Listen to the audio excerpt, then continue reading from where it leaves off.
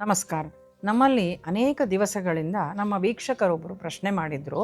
ನಾವೆಲ್ಲ ಕೂಡ ನಮ್ಮ ಆಧ್ಯಾತ್ಮ ಜೀವನದಲ್ಲಿ ಧ್ಯಾನ ಮಾಡ್ತೇವೆ, ಪ್ರಾಣಾಯಾಮ ಮಾಡ್ತೇವೆ, ನಿತ್ಯ ಜೀವನದಲ್ಲಿ ಮಾಡ್ತೇವೆ ಇದೆಲ್ಲ. ಧ್ಯಾನ, ಪ್ರಾಣಾಯಾಮ, ಶೂನ್ಯ ಸ್ಥಿತಿ ಅಂತ ಹೇಳುವಂಥದ್ದನ್ನು ನಾವು ಕೇಳಿದ್ದೇವೆ. ಹಾಗೆಯೇ ಮೌನ ವ್ರತ ಮಾಡ್ತೇವೆ. ಅದೇ ರೀತಿಯಾಗಿ ಸಾತ್ವಿಕ ಆಹಾರ ತೆಕ್ಕೊಳ್ಬೇಕು ಅಂತಲೂ ಕೂಡ ನಾವೆಲ್ಲರೂ ಕೂಡ ತಿಳಿದಿದ್ದೇವೆ. ಇದು ಎಲ್ಲವೂ ಕೂಡ ಆಧ್ಯಾತ್ಮಿಕ ರೀತಿಯಲ್ಲಿ ಇದಕ್ಕೇನು ಮಹತ್ವ ಅಂತ ಹೇಳುವಂಥದ್ದನ್ನು ತಿಳಿಸಿಕೊಡಿ ಅಂತ ಹೇಳಿದರು. ನಾವೆಲ್ಲ ಮಾಡುವ ಈ ಆಚರಣೆಗಳ ಹಿಂದೆ ಇರುವಂಥ ಆಧ್ಯಾತ್ಮಿಕ ರಹಸ್ಯಗಳು ಏನು ಅಂತ ಹೇಳುವಂಥದ್ದು, ಅದನ್ನು ಒಂದು ಸ್ವಲ್ಪ ಇವತ್ತಿನ ದಿವಸ ನಾವು ವಿಚಾರ ಮಾಡುವ.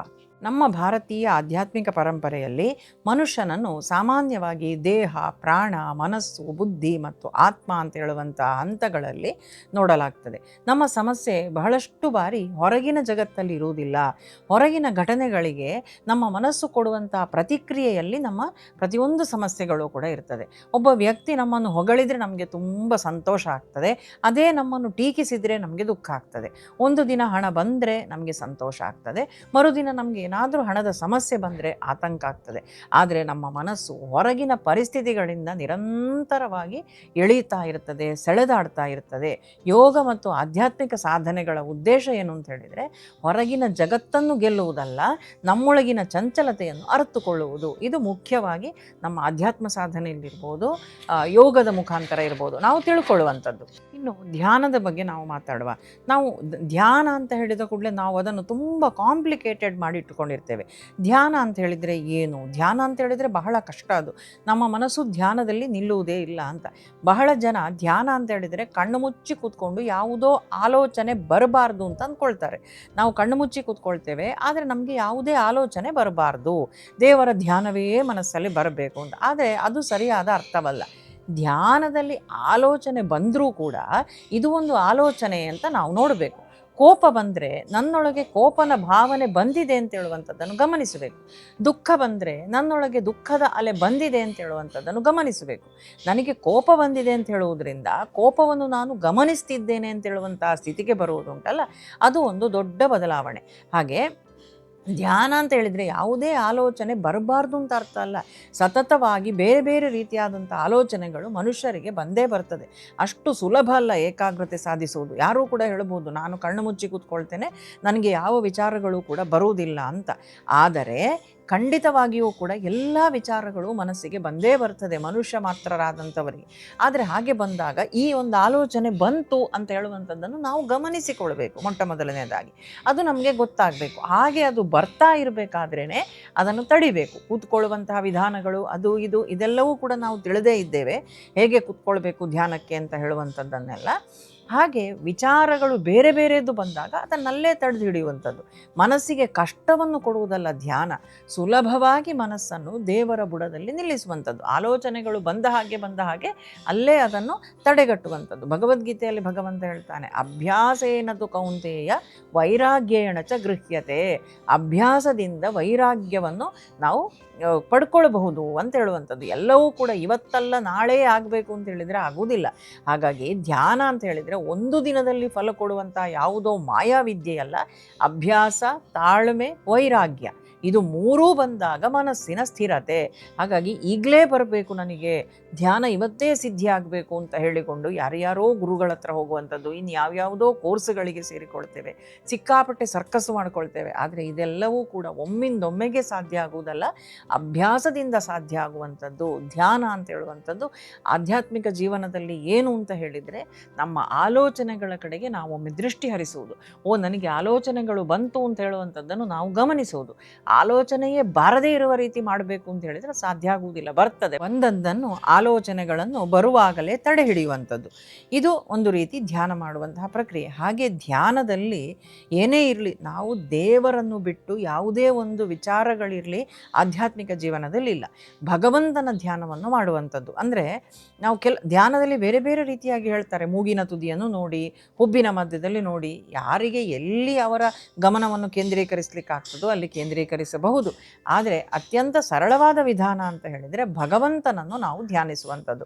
ಅವನ ಚಿತ್ರದಲ್ಲಿ ಆದರೂ ನಾವು ದೇವರನ್ನು ನೋಡಿಯೇ ನೋಡ್ತೇವೆ. ಅವನ ಪಾದದಿಂದ ಹಿಡಿದು ಕಿರೀಟದವರೆಗೆ ಒಂದೊಂದು ಅಂಗಾಂಗಗಳನ್ನು ಕೂಡ ಧ್ಯಾನ ಮಾಡ್ತಾ ಮಾಡ್ತಾ ಮಾಡ್ತಾ ಆ ಆನಂದವನ್ನು ನಾವು ಪಡ್ಕೊಳ್ಬೋದು, ಅವನ ಅನುಗ್ರಹವನ್ನು ನಾವು ಬೇಡ್ಕೊಳ್ಬೋದು. ಹಾಗೆಯೇ ನಾವು ದಿನದಲ್ಲಿ ಏನೆಲ್ಲ ತಪ್ಪುಗಳನ್ನು ಮಾಡಿದ್ದೇವೆ ಅದನ್ನೆಲ್ಲವನ್ನೂ ಮೆಲುಕು ಹಾಕಿಕೊಂಡು ಭಗವಂತನ ಬಳಿಯಲ್ಲಿ ಅದಕ್ಕೆಲ್ಲದಕ್ಕೂ ಕೂಡ ಕ್ಷಮೆಯನ್ನು ಕೇಳಿಕೊಳ್ಬೋದು. ನನ್ನ ಇವತ್ತಿನ ಜೀವನ ಇನ್ನು ಮುಂದಿನ ಜೀವನ ಚೆನ್ನಾಗಿರುವಂತೆ ಮಾಡು ಅಂತ ದೇವರಲ್ಲಿ ಬೇಡ್ಕೊಳ್ಬೋದು. ಇದು ಎಲ್ಲವೂ ಕೂಡ ಧ್ಯಾನದ ಮುಖಾಂತರವೇ ನಾವು ಮಾಡಲಿಕ್ಕೆ ಸಾಧ್ಯ. ಧ್ಯಾನ ಅಂತ ಹೇಳಿದರೆ ನಮ್ಮೊಂದಿಗೆ ನಾವು ಕೆಲವೊಂದು ಹೊತ್ತನ್ನು ಕಳೆಯುವಂತಹ ಒಂದು ವಿಧಾನ ಅಂತ ಹೇಳುವಂಥದ್ದು ಕೂಡ ಆಧ್ಯಾತ್ಮಿಕವಾದಂತಹ ಆ ಮಾರ್ಗದಲ್ಲಿ ನಾವು ಕಂಡುಕೊಳ್ಳಬಹುದು. ಇನ್ನು ಎರಡನೆಯದ್ದಾದಂಥ ವಿಧಾನ ಅದು ಪ್ರಾಣಾಯಾಮ. ನಮ್ಮ ಆಧ್ಯಾತ್ಮ ದೃಷ್ಟಿಯಲ್ಲಿ ಪ್ರಾಣಾಯಾಮ ಅಂತ ಹೇಳಿದರೆ ಏನು? ನಾವು ಸಾಮಾನ್ಯವಾಗಿ ನಮ್ಮ ಉಸಿರನ್ನು ನಾವು ಗಮನಿಸುವುದೇ ಇಲ್ಲ. ಆದರೆ ಒಂದು ಕ್ಷಣ ಕೋಪ ಬಂದಾಗ ಗಮನಿಸಿ, ಉಸಿರು ವೇಗವಾಗ್ತದೆ. ನಾವು ಸಮಾಧಾನದಲ್ಲಿದ್ದಾಗ ನಮ್ಮ ಉಸಿರು ಶಾಂತವಾಗಿ ಸಹಜವಾಗಿರ್ತದೆ. ಆದರೆ ಕೋಪ ಬಂದಾಗ ಉಸಿರು ವೇಗವಾಗ್ತದೆ, ಭಯವಾದಾಗ ಉಸಿರಾಟ ಬದಲಾಗ್ತದೆ, ಶಾಂತವಾಗಿದ್ದಾಗ ಉಸಿರು ನಿಧಾನವಾಗಿರ್ತದೆ. ಅಂದರೆ ಉಸಿರು ಮತ್ತು ಮನಸ್ಸಿನ ನಡುವೆ ಆಳವಾದಂಥ ಸಂಬಂಧ ಉಂಟಲ್ಲ. ಯೋಗ ಪರಂಪರೆಯಲ್ಲಿ ಪ್ರಾಣಾಯಾಮವನ್ನು ಕೇವಲ ಉಸಿರಾಟದ ವ್ಯಾಯಾಮವಾಗಿ ನೋಡದೆ ಪ್ರಾಣಶಕ್ತಿಯನ್ನು ನಿಯಂತ್ರಿಸುವ ಸಾಧನೆಯನ್ನಾಗಿ ನೋಡಲಾಗಿದೆ. ಆದ್ದರಿಂದ ಸಾಧಕ ಉಸಿರನ್ನು ಗಮನಿಸ್ತಾ ಹೋದ ಹಾಗೆ ಅವನಿಗೆ ದೇಹದ ಅರಿವಾಗ್ತದೆ, ಉಸಿರಿನ ಅರಿವಾಗ್ತದೆ, ಮನಸ್ಸಿನ ಅರಿವಾಗ್ತದೆ, ಹಾಗೆಯೇ ನಮ್ಮ ಒಳಗಿನ ಅರಿವು ಕೂಡ ನಮಗೆ ಆಗ್ತದೆ. ಪ್ರಾಣಾಯಾಮ ಮಾಡುವಾಗ ಪೂರಕಗಳುಂಟು, ರೇಚಕಗಳುಂಟು, ಕುಂಭಕಗಳುಂಟು. ಆ ಎಲ್ಲ ಪರಿಸ್ಥಿತಿಯಲ್ಲಿಯೂ ಕೂಡ ನಾವು ಏನು ಮಾಡಬೇಕು ಅಂತ ಹೇಳಿದರೆ, ಉಸಿರನ್ನು ತೆಗೆದುಕೊಳ್ಳುವಾಗಲೂ ಕೂಡ ನಮ್ಮ ಇಷ್ಟ ದೇವರ ನಾಮಜಪವನ್ನು ಮಾಡುವಂಥದ್ದು, ಉಸಿರನ್ನು ಬಿಡುವಾಗಲೂ ಕೂಡ ನಮ್ಮ ಇಷ್ಟ ದೇವರನ್ನು ನಾವು ಸ್ತುತಿಸುವಂಥದ್ದು, ಕುಂಭಕದಲ್ಲಿಯೂ ಕೂಡ ನಾವು ನಮ್ಮ ಇಷ್ಟ ದೇವರ ಸ್ಮರಣೆಯನ್ನು ಮಾಡುವುದು. ಈ ರೀತಿಯಾಗಿ ಪ್ರಾಣಾಯಾಮದಲ್ಲಿಯೂ ಕೂಡ ನಾವು ಭಗವಂತನನ್ನು ನಾವು ಜೋಡಿಸಿಕೊಂಡು ಇದೆಲ್ಲವನ್ನು ಕೂಡ ಮಾಡಬೇಕು. ಪ್ರಾಣಾಯಾಮ ಅಂತ ಹೇಳುವಂಥದ್ದು ಕೇವಲ ನಮಗೆ ಆರೋಗ್ಯವನ್ನು ತಂದುಕೊಡುವುದಕ್ಕೋಸ್ಕರ ಮಾತ್ರ ಅಲ್ಲ. ಇವತ್ತು ಯೋಗದಲ್ಲಿ ಯೋಗ ತರಗತಿಗಳಿಗೆ ಹೋಗುವುದಿರ್ಬೋದು, ಇನ್ನೊಂದೆಲ್ಲ ಮಾಡುವಲ್ಲಿ ಕೇವಲ ನಮ್ಮ ಆರೋಗ್ಯಕ್ಕೆ ಮತ್ತು ನಮ್ಮ ಸೌಂದರ್ಯವರ್ಧನೆಗೋಸ್ಕರ ಪ್ರಾಣಾಯಾಮವನ್ನು ಮಾಡ್ತಾರೆ. ಆದರೆ ಯೋಗದಲ್ಲಿ ಅಷ್ಟಾಂಗ ಯೋಗ ಅಂತ ಹೇಳುವಂಥದ್ದು ಮುಖ್ಯವಾಗಿ ನಾವು ಗಮನಿಸಬೇಕು. ಬರೀ ಆಸನ ಪ್ರಾಣಾಯಾಮ ಮಾತ್ರ ಅಲ್ಲ. ಅಲ್ಲಿ ಏನೆಲ್ಲ ಹೇಳ್ತಾರೆ ಅಂತ ಹೇಳಿದರೆ, ಯಮ, ನಿಯಮ, ಆಸನ, ಪ್ರಾಣಾಯಾಮ, ಪ್ರತ್ಯಾಹಾರ, ಧಾರಣ, ಧ್ಯಾನ, ಸಮಾಧಿ, ಈ ಇಷ್ಟೂ ಕೂಡ ಬರ್ತದೆ ಯೋಗದೊಳಗಡೆ. ನಾವು ಇಲ್ಲಿ ಆಸನ ಮತ್ತು ಪ್ರಾಣಾಯಾಮ ಮತ್ತು ಧ್ಯಾನಕ್ಕೆ ಸರ್ಕಸ್, ಇದರೊಳಗಡೆಯೇ ನಾವು ನಿಂತುಕೊಂಡಿದ್ದೇವೆ. ಆದರೆ ಇದೆಲ್ಲವೂ ಕೂಡ ನಮ್ಮ ಆರೋಗ್ಯ ಮುಖ್ಯ ಅಲ್ವಾ? ಆರೋಗ್ಯ ಮುಖ್ಯವೇ, ಆದರೆ ಇದಕ್ಕಿಂತಲೂ ಹೆಚ್ಚಿನ ವ್ಯಾಪ್ತಿ ಅದಕ್ಕುಂಟು. ಇದೆಲ್ಲದಕ್ಕೂ ಕೂಡ ಆಧ್ಯಾತ್ಮಿಕ ಜೀವನದಲ್ಲಿ ವಿಶೇಷವಾದ ಅರ್ಥ ಉಂಟು. ಭಗವಂತನನ್ನು ಎಲ್ಲದರೊಳಗೆ ಜೋಡಿಸಿಕೊಳ್ಳಿಲ್ಲ ಅಂತ ಹೇಳಿ ಆದರೆ ಇದು ಎಲ್ಲವೂ ಕೂಡ ಕೇವಲ ಹೊರಗಿನ ಶೋಕಿಗಾಗಿ ಮಾತ್ರ ಉಳಿದುಕೊಳ್ಳುತ್ತದೆ. ದೇಹದ ಆರೋಗ್ಯ ಮುಖ್ಯ, ಯಾಕೆಂದರೆ ಇದು ಸಾಧನ ಶರೀರ. ಇದು ಇದ್ದಾಗ ಮಾತ್ರ ನಮಗೆ ಸಾಧನೆ ಮಾಡಲಿಕ್ಕೆ ಸಾಧ್ಯ. ಆದರೆ ಯಮ ನಿಯಮ ಅಂತ ಹೇಳಿದ್ರಲ್ಲ, ಏನು ಹೇಳಿದ್ದಾರೆ ಅದರಲ್ಲಿ ಮತ್ತೆ ಸತ್ಯ, ಶೌಚ, ಇಂದ್ರಿಯ ನಿಗ್ರಹ ಇದೆಲ್ಲ ಮತ್ತೆ ಅದರಲ್ಲಿ ಬರ್ತದೆ. ಹಾಗೆ ಆ ಒಂದೊಂದು ಭಾಗಗಳನ್ನು ಕೂಡ ನಾವು ನೋಡಬೇಕು. ಇದೆಲ್ಲ ನಮ್ಮ ವ್ಯಕ್ತಿತ್ವದ ಬದಲಾವಣೆಗೆ, ಪುನರ್ ನಿರ್ಮಾಣಕ್ಕೆ ಎಲ್ಲ ಸಾಧ್ಯವಾಗುವಂಥ ಅಂಶಗಳನ್ನು ಅಷ್ಟಾಂಗ ಯೋಗದಲ್ಲಿ ಹೇಳಿದ್ದಾರೆ. ಹಾಗಾಗಿ ಪ್ರಾಣಾಯಾಮ ಅಂತ ಹೇಳಿದರೆ ಕೇವಲ ಉಸಿರು ಬಿಡುವುದು, ಉಸಿರು ತೆಗೆದುಕೊಳ್ಳುವುದು ಇಷ್ಟೇ ಅಲ್ಲ. ಆ ಉಸಿರು ಬಿಡುವಾಗಲೂ ಭಗವಂತನ ಆ ಒಂದು ನಾಮಸ್ಮರಣೆ ನಮ್ಮದು, ಉಸಿರು ತೆಗೆದುಕೊಳ್ಳುವಾಗ ಪೂರಕದಲ್ಲಿಯೂ ಕೂಡ ಅವನೇ. ಈ ರೀತಿಯಲ್ಲಿ ಪ್ರಾಣಾಯಾಮವನ್ನು ಅಭ್ಯಾಸ ಮಾಡಬೇಕು. ಪ್ರಾಣಾಯಾಮದ ಗುರಿ ಕೇವಲ ಹೆಚ್ಚು ಹೊತ್ತು ಉಸಿರು ಹಿಡಿಯುವುದಲ್ಲ, ಉಸಿರಿನ ಮೇಲೆ ಅತಿಯಾದ ಒತ್ತಡ ಹಾಕುವುದು ಆಧ್ಯಾತ್ಮಿಕ ಸಾಧನೆಯಲ್ಲ. ಸುರಕ್ಷಿತವಾಗಿ ನಿಧಾನವಾಗಿ ದೇಹಕ್ಕೆ ಹೊಂದುವ ರೀತಿಯಲ್ಲಿ ಅಭ್ಯಾಸ ಮಾಡುವುದು ಮುಖ್ಯ. ಇನ್ನು ಮೂರನೇ ಪ್ರಶ್ನೆ ಇದ್ದದ್ದೇ ಮೌನವ್ರತ. ಮೌನವ್ರತ ಅಂತ ಹೇಳಿದರೆ ಏನು ಅಂತ. ನಾವೆಲ್ಲ ಮೌನವ್ರತ ಮಾಡ್ತೇವೆ. ಇವತ್ತು ನಾನು ಮೌನವ್ರತ ಅಂತ ಹೇಳಿಕೊಂಡು ಇವತ್ತು ಇಡೀ ದಿನ ಮಾತಾಡುವುದಿಲ್ಲ ಅಂತ ಹೇಳಿ ಕೈ ಭಾಷೆಯಲ್ಲಿ ಚೀಟಿಯಲ್ಲಿ ಕಾಫಿ ಕೊಡು, ತಿಂಡಿ ಕೊಡು, ಅದು ಕೊಡು, ಇದು ಕೊಡು ಅಂತ ಹೇಳುವಂಥದ್ದು ಬರೆದು ಕೊಡುವುದು. ಇದು ನಿಜವಾಗಿ ಮೌನವ್ರತ ಅಲ್ಲ. ಮೌನವ್ರತ ಅಂತ ಹೇಳಿದರೆ ನಮ್ಮ ಮನಸ್ಸಿನ ಒಳಗೆ ಬರುವಂಥ ಆಲೋಚನೆಗಳನ್ನು ಕೂಡ ಮೌನವಾಗಿಸುವುದು. ಕೇವಲ ಬಾಯಿಯಿಂದ ಬರುವಂಥ ಪದಗಳನ್ನು ಮಾತ್ರ ಮಾತಾಡದೇ ಇರುವುದು ಅಂತ ಅರ್ಥ ಅಲ್ಲ. ನಮ್ಮ ಆಲೋಚನೆಗಳನ್ನು ಕೂಡ ಮೌನವಾಗಿಸಿ ನಮ್ಮ ಒಳಗೇ ನಾವು ಚಿಂತನೆ ಮಾಡುವಂಥದ್ದೇನು ಉಂಟಲ್ಲ, ಭಗವಂತನ ಧ್ಯಾನವನ್ನು ಮಾಡುವುದು, ಇದೂ ಕೂಡ ಮೌನವ್ರತದ ಒಂದು ಪ್ರಕ್ರಿಯೆ. ನಾವು ದಿವಸಕ್ಕೆ ಎಷ್ಟು ಮಾತಾಡ್ತೇವೆ, ಆದರೆ ಹೊರಗಿನ ಮಾತಿಗಿಂತ ದೊಡ್ಡ ಶಬ್ದ ನಮ್ಮ ಒಳಗೆ ಉಂಟಲ್ವ. ಅವನು ನನಗೆ ಹಾಗೆ ಯಾಕೆ ಹೇಳಿದ, ನನಗೆ ಮಾತ್ರ ಹೀಗೆ ಹಾಗೆ ಆಗ್ತದೆ, ನಾಳೆ ಏನಾಗಬಹುದು, ಅವಳು ನನ್ನ ಬಗ್ಗೆ ಏನು ಯೋಚಿಸ್ತಾಳೆ, ಈ ಒಳಗಿನ ಸಂಭಾಷಣೆ ನಿರಂತರ ನಡೀತಾ ಇರ್ತದೆ. ಆದ್ದರಿಂದ ಒಂದು ದಿನ ಮೌನವಾಗಿದ್ದಾಗ ಮೊದಲು ನಮಗೆ ಹೊರಗಿನ ಶಾಂತಿ ಅಂತ ಹೇಳೋದು ಸಿಗ್ತದೆ ನೋಡಿ. ನಂತರ ನಿಧಾನವಾಗಿ ಒಳಗಿನ ಅಶಾಂತಿ ಕಾಣಲಿಕ್ಕೆ ಪ್ರಾರಂಭವಾಗ್ತದೆ.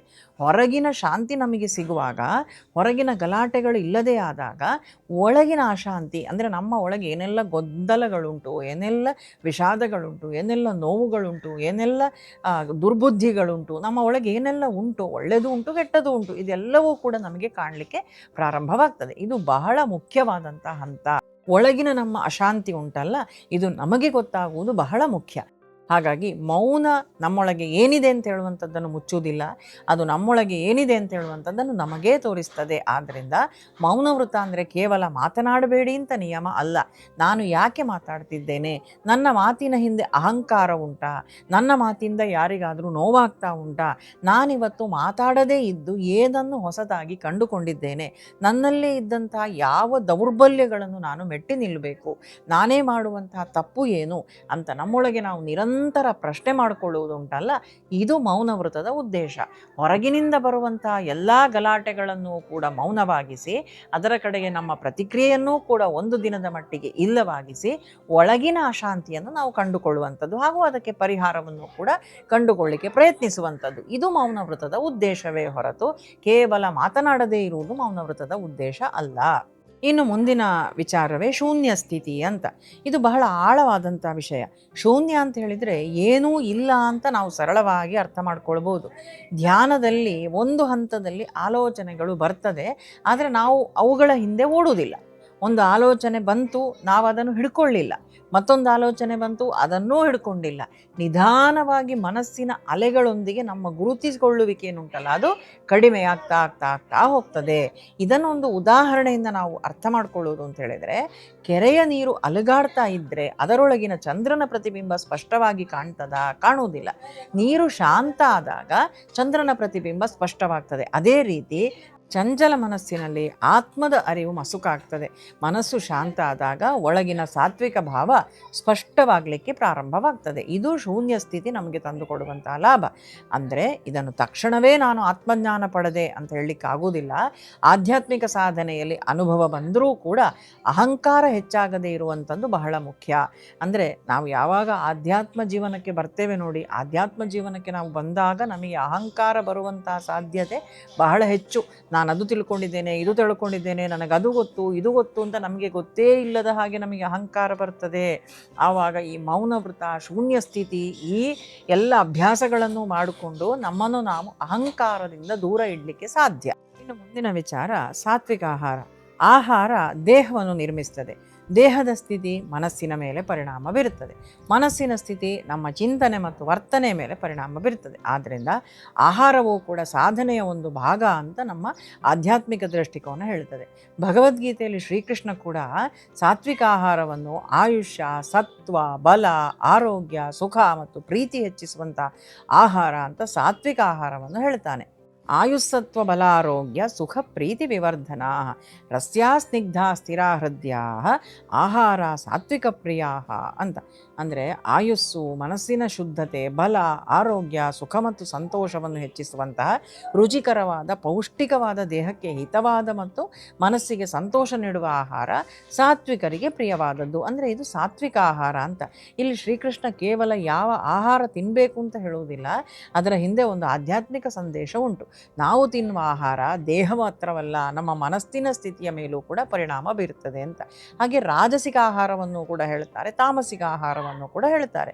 ಕಟ್ವಂಲ ಲವಣಾತ್ಯುಷ್ಣ ತೀಕ್ಷ್ಣ ರೂಕ್ಷ ವಿದಾಹಿನಃ ಆಹಾರ ರಾಜಸಸ್ಯಷ್ಟಾಹ ದುಃಖ ಶೋಕಮಯಪ್ರದ ಅಂತ. ಶೋಕಮಯವಾದಂಥ ಆಹಾರ ಅದು ಕಟು, ಹುಳಿ, ಖಾರ ಇದೆಲ್ಲ ಇರುವಂಥದ್ದು. ಹಾಗೇನೆ ಯಾತಯಾಮಂ ಗತರಸಂ ಪೂತಿ ಪರ್ಯುಷಿತಂ ತಯತ್, ಹಿಂದಿನ ದಿವಸದ ಆಹಾರ, ಕೊಳೆತಂತಹ ಆಹಾರ, ಹಾಗೇನೆ ಉಚ್ಚಿಷ್ಟಮಪಿ ಚಾಮೇಧ್ಯಂ ಅಂದರೆ ಎಂಜಲುವ ಆಹಾರ, ಇದೆಲ್ಲವೂ ಕೂಡ ತಾಮಸರ ಆಹಾರ ಪದ್ಧತಿ ಅಂತ ಹೇಳ್ತಾರೆ. ಹಾಗಾಗಿ ಆಹಾರವೂ ಕೂಡ ನಮ್ಮ ಜೀವನದ ಮೇಲೆ, ನಮ್ಮ ಮನಸ್ಸಿನ ಮೇಲೆ, ನಮ್ಮ ವರ್ತನೆಗಳ ಮೇಲೆ ಪ್ರಭಾವ ಬೀರುತ್ತದೆ ಅಂತ. ಹಾಗಾಗಿಯೇ ಯಾರು ಆಧ್ಯಾತ್ಮ ಸಾಧನೆಗಳನ್ನು ಮಾಡ್ತಾರೋ ಅವರೆಲ್ಲ ಸ್ವಯಂ ಪಾಕವನ್ನು ಮಾಡಿಕೊಳ್ಳುವಂಥದ್ದು. ತಾನೇ ತಯಾರಿಸಿದಂಥ ಆಹಾರ ಅಥವಾ ತನ್ನ ಪತ್ನಿ ಅಥವಾ ತನ್ನ ಶಿಷ್ಯ, ಅದು ಬಿಟ್ಟು ಎಲ್ಲೆಲ್ಲಿ ಸಿಕ್ಕಲ್ಲೆಲ್ಲ ತಿನ್ನಲಿಕ್ಕೆ ಆಗುವುದಿಲ್ಲ. ಯಾರು ಈ ರೀತಿ ಸಾಧನೆ ಮಾಡಬೇಕು ಅಂತ ಹೊರಡ್ತಾರೋ ಅಂಥವರು ಸಾತ್ವಿಕ ಆಹಾರ ತೆಗೆದುಕೊಳ್ಬೇಕು, ಹಾಗೂ ನಿಷಿದ್ಧವಾದಂಥ ಆಹಾರಗಳನ್ನು ತೆಗೆದುಕೊಳ್ಳುವಂತಿಲ್ಲ. ಕಂಡಲ್ಲಿ ಸಿಕ್ಕಿದಲ್ಲಿ ತಿನ್ನುವಂಥದ್ದನ್ನು ಆಧ್ಯಾತ್ಮಿಕ ದಾರಿ ಒಪ್ಪುವುದಿಲ್ಲ. ಒಬ್ಬ ಋಷಿ ಇರ್ತಾನಂತೆ, ಬಹಳ ತಪಸ್ವಿ. ಆ ಋಷಿಯ ಬಳಿಗೆ ಒಂದು ದಿವಸ ಒಬ್ಬ ಕಳ್ಳ ಬರ್ತಾನೆ. ಅವನು ಕಳ್ಳ ಅಂತ ಋಷಿಗೂ ಗೊತ್ತಿಲ್ಲ. ಬಂದಂಥ ಕಳ್ಳ ಹೇಳ್ತಾನಂತೆ, ಇವತ್ತು ನೀವು ನನ್ನ ಮನೆಯಲ್ಲಿ ಊಟ ಮಾಡಬೇಕು ಅಂತ. ಸರಿ ಅಂತ ಇವನು ಪ್ರೀತಿಯಿಂದ ಕರಿತಾನಲ್ಲ ಅಂತ ಒಪ್ಪಿಕೊಂಡು ಋಷಿಗಳು ಹೋಗ್ತಾರೆ. ಹೋಗಿ ಅವನ ಮನೆಯಲ್ಲಿ ಊಟ ಮಾಡ್ತಾರೆ. ಊಟ ಆಗ್ತಾ ಇದ್ದ ಹಾಗೆ ಅಲ್ಲಿ ಒಂದು ಬೆಳ್ಳಿಯ ಗಿಂಡಿ ಇರ್ತದಂತೆ, ಅವರಿಗೆ ನೀರು ಕೊಟ್ಟದ್ದು. ನೀರೋ ಹಾಲೋ ಕೊಟ್ಟಿದ್ದಾನೆ. ಅವ್ರು ಏನು ಮಾಡ್ತಾರೆ ಅಂದರೆ ಆ ಗಿಂಡಿಯನ್ನು ಕದ್ದುಕೊಂಡು ಬರ್ತಾರೆ ಋಷಿಗಳು. ಅರ್ಧ ದಾರಿಗೆ ಮುಟ್ಟುವಾಗ ಸನ್ಯಾಸಿ ಗೊತ್ತಾಗ್ತದಂತೆ, ನಾನಿಲ್ಲಿ ಯಾಕೆ ಈ ಕಳ್ಳತನದ ಬುದ್ಧಿ ಬಂತು ಅಂತ. ಆಮೇಲೆ ಅವರಿಗೆ ಗೊತ್ತಾಗ್ತದೆ, ಆಲೋಚನೆ ಮಾಡುವಾಗ ಅವನು ಕಳ್ಳ, ಅವನು ಕದ್ದು ತಂದಂತಹ ಆಹಾರವನ್ನು ಸ್ವೀಕರಿಸಿದ್ದಾಗಿ ಅವರ ಮನಸ್ಸು ಕೂಡ ಚಂಚಲ ಆಯಿತು. ನೋಡಿ, ಕದ್ದುಕೊಂಡು ಬಂದರು ಅವರು, ಮತ್ತೆ ಕೊಂಡೋಗಿ ಅಲ್ಲಿಯೇ ಆ ಗಿಂಡಿಯನ್ನು ಇಟ್ಟು ಬಂದರು ಅಂತ ಹೇಳುವಂಥದ್ದು. ಹಾಗೆ ನಾವು ತಿನ್ನುವಂಥ ಆಹಾರ ಏನುಂಟು ಅದು ನಮ್ಮ ಮನಸ್ಸಿನ ಮೇಲೆ ಪ್ರಭಾವ ಬೀರುತ್ತದೆ. ಆದ ಕಾರಣ ಸಾತ್ವಿಕ ಆಹಾರವನ್ನು ತೆಗೆದುಕೊಳ್ಬೇಕು ಅಂತ ಹೇಳುವಂಥದ್ದನ್ನು ನಮ್ಮ ಶಾಸ್ತ್ರ ಹೇಳುತ್ತದೆ, ನಮ್ಮ ಆಧ್ಯಾತ್ಮ ಪರಂಪರೆ ಹೇಳುತ್ತದೆ. ಗೀತೆಯಲ್ಲಿ, ಭಗವದ್ಗೀತೆಯಲ್ಲಿ ಭಗವಂತನೂ ಕೂಡ ಹೇಳುತ್ತಾನೆ, ಯಾವಾಗಲೂ ಕೂಡ ಆಹಾರ ಸಾತ್ವಿಕವಾದಂಥದ್ದಾಗಬೇಕು. ತಾಜಾ ಹಣ್ಣುಗಳನ್ನು ಸ್ವೀಕರಿಸಿ ಶುದ್ಧವಾದಂತಹ ರುಚಿಯಾದಂತಹ ಬಿಸಿಯಾಗಿರುವಂತಹ, ಬಿಸಿ ಅಂದರೆ ತುಂಬ ಬಿಸಿ ಅಲ್ಲ, ಆಗಷ್ಟೇ ತಯಾರಿಸಿರುವಂಥ ಆಹಾರವನ್ನು ತೆಗೆದುಕೊಳ್ಳಿ ಅಂತ. ತುಂಬ ಬಿಸಿಯಾದಂಥ ಆಹಾರ ಅಂತ ಹೇಳಿದರೆ ಅದು ರಾಜಸಕ್ಕೆ ಬರ್ತದೆ. ಸಾತ್ವಿಕ ಆಹಾರ ಅಂದರೆ ಎಲ್ಲವೂ ಕೂಡ ಹಿತವಾಗಿ ಮಿತವಾಗಿ ಇರುವಂಥದ್ದು. ಈ ರೀತಿಯಾಗಿ ಸಾತ್ವಿಕ ಆಹಾರವೂ ಕೂಡ ಆಧ್ಯಾತ್ಮಿಕ ಸಾಧನೆಯಲ್ಲಿ ಬಹಳ ಮುಖ್ಯವಾದಂತಹ ಒಂದು ಪಾತ್ರವನ್ನು ವಹಿಸ್ತದೆ ಅಂತ ಹೇಳುವಂಥದ್ದು ನಾವು ತಿಳ್ಕೊಳ್ಬೇಕು. ಇಲ್ಲಿ ಒಂದು ಸುಂದರವಾದಂಥ ಆಧ್ಯಾತ್ಮಿಕ ಅರ್ಥ ಉಂಟು ನೋಡಿ. ಸಾತ್ವಿಕ ಆಹಾರ ಅಂತ ಹೇಳಿದರೆ ಆಹಾರದ ಪಟ್ಟಿ ಮಾತ್ರ ಅಲ್ಲ, ಆಹಾರ ಸೇವಿಸುವ ಮನೋಭಾವವೂ ಕೂಡ ಮುಖ್ಯ. ಒಳ್ಳೆಯ ಆಹಾರವನ್ನು ಕೋಪದಿಂದ ತಿಂದರೂ ಕೂಡ ಮನಸ್ಸು ಶಾಂತ ಆಗುವುದಿಲ್ಲ. ಆಹಾರವನ್ನು ಕೃತಜ್ಞತೆಯಿಂದ ಸ್ವೀಕರಿಸುವುದು, ಮಿತವಾಗಿ ತಿನ್ನುವುದು, ಅತಿಯಾಗಿ ತಿನ್ನದಿರುವುದು, ಇವುಗಳೂ ಕೂಡ ಸಾಧನೆಯ ಭಾಗವೇ. ಇವೆಲ್ಲವೂ ಸೇರಿ ಈಗ ನಾವು ಇಷ್ಟೆಲ್ಲ ವಿಚಾರಗಳನ್ನು ನಾವು ನೋಡಿದೆವು. ಧ್ಯಾನ, ಪ್ರಾಣಾಯಾಮ, ಶಾಂತಸ್ಥಿತಿ, ಇದೇ ರೀತಿಯಾಗಿ ನಮ್ಮ ಮೌನವ್ರತ ಇರ್ಬೋದು, ಸಾತ್ವಿಕ ಆಹಾರ, ಇದೆಲ್ಲ ಸೇರಿ ಏನು ಮಾಡುತ್ತದೆ? ಇದನ್ನೊಂದು ಮರದ ರೀತಿಯಲ್ಲಿ ಕಲ್ಪಿಸಿಕೊಳ್ಳಿ. ಸಾತ್ವಿಕ ಆಹಾರ ಬೇರುಗಳಿಗೆ ಪೋಷಣೆ ಆಯಿತು, ಪ್ರಾಣಾಯಾಮ ಮರಕ್ಕೆ ಜೀವಶಕ್ತಿ ಆಯಿತು, ಮೌನ ಅನಗತ್ಯ ಎಲೆಗಳನ್ನು ಕಡಿಮೆ ಮಾಡುವುದಾಯಿತು, ಧ್ಯಾನ ಮರವನ್ನು ಒಳಗೆ ಬಲಪಡಿಸುವುದಾಯಿತು, ಶೂನ್ಯ ಸ್ಥಿತಿ ಆಕಾಶದ ವಿಶಾಲತೆಯನ್ನು ಅನುಭವಿಸುವುದಾಯಿತು. ಕೊನೆಗೆ ಸಾಧಕನೊಳಗೆ ಇದು ಒಂದು ಬದಲಾವಣೆಯನ್ನು ತರ್ತದೆ. ಮೊದಲು ನನಗೆ ಏನಾಗುತ್ತದೆ, ನಂತರ ನನಗೆ ಯಾಕೆ ಆಗುತ್ತದೆ, ಆಮೇಲೆ ಇದನ್ನು ಗಮನಿಸುತ್ತಿರುವವರು ಯಾರು ಅಂತ ಹೇಳುವಂತಹ ಪ್ರಶ್ನೆ ಬರ್ತದೆ. ಇಲ್ಲಿಂದಲೇ ಆಧ್ಯಾತ್ಮಿಕ ಪ್ರಯಾಣ ಇನ್ನಷ್ಟು ಆಳವಾಗ್ತಾ ಹೋಗ್ತದೆ. ಧ್ಯಾನ ನಮಗೆ ಕಣ್ಣು ಮುಚ್ಚುವುದನ್ನು ಕಲಿಸುವುದಲ್ಲ, ಕಣ್ಣು ಮುಚ್ಚಿದಾಗಲೂ ಕೂಡ ನಮ್ಮೊಳಗೆ ಏನು ನಡೀತಾ ಇದೆ ಅಂತ ಹೇಳುವಂಥದ್ದನ್ನು ನೋಡುವುದನ್ನು ಕಲಿಸ್ತದೆ. ಪ್ರಾಣಾಯಾಮ ಕೇವಲ ಉಸಿರನ್ನು ನಿಯಂತ್ರಿಸುವುದಲ್ಲ, ನಮ್ಮ ಅಸ್ಥಿರತೆಯ ಮಧ್ಯೆ ಶಾಂತಿಯನ್ನು ಕಂಡುಕೊಳ್ಳುವುದನ್ನು ಕಲಿಸ್ತದೆ.